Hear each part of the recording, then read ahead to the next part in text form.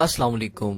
Cancer एक ऐसी जानलेवा बीमारी होती है जिसका नाम सुनकर ही इंसान खौफ खा जाता है, लेकिन अगर इस बीमारी को वक्त पर डायग्नोज कर लिया जाए तो इसे ट्रीट करना आसान होता है।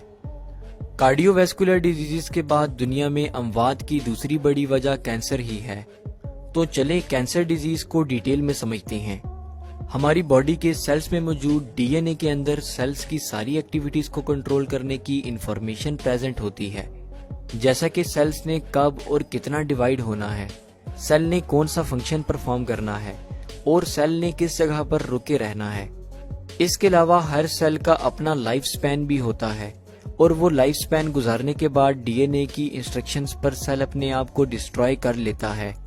इस प्रोसेस को एपोप्टोसिस या प्रोग्राम्ड सेल डेथ कहा जाता है।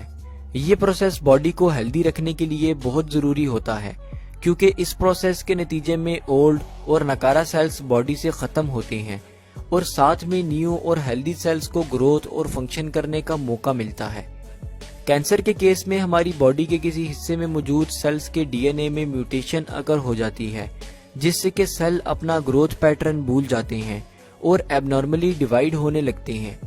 कैंसरस सेल्स अब एपोप्टोसिस के जरिए खुद को डिस्ट्रॉय नहीं करते, बल्कि अपनी नंबरिंग इंक्रीज करते जाते हैं। जैसे जैसे सेल्स एबनॉर्मली डिवाइड होने लगते हैं, इनकी नंबरिंग इंक्रीज होती जाती है और करते करते ये सेल्स किसी स्पेसिफिक एरिया में स्वेलिंग सी क्रिएट कर देते हैं, जिसे ट्यूमर कहा जाता है। जब तक कैंसर ट्यूमर की फॉर्म में बॉडी के किसी हिस्से में प्रेजेंट होता है तो इसे मैलिग्नेंट कैंसर कहा जाता है। इस स्टेज में अगर कैंसर को डायग्नोज कर लिया जाए तो इसे ट्रीट करना इजी होता है, लेकिन अगर डायग्नोसिस में सुस्ती कर ली जाए तो फिर ये कैंसरस सेल्स ट्यूमर से अलग होकर लिम्फेटिक सिस्टम या ब्लड वेसल्स के जरिए ट्रेवल करके बॉडी के दूसरे हिस्सों में फैल जाते हैं और अलग अलग ऑर्गन्स में जाकर डिवाइड होने लगते हैं।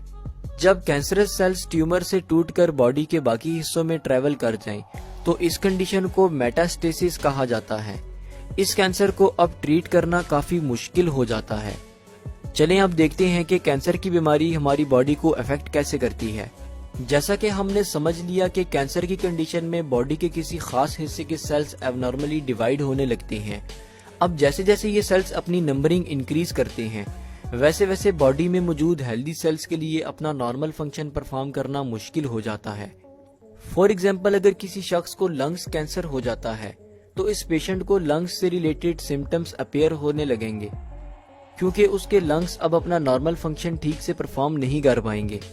और फिर अगर कैंसर लंग्स से निकलकर बाकी ऑर्गन्स को डैमेज करेगा तो और भी सिम्टम्स बढ़ते जाएंगे और जितना कैंसर फैलता जाएगा उतना ही बॉडी कमजोर होती जाएगी और इस तरह करते करते डेथ अकर हो जाएगी।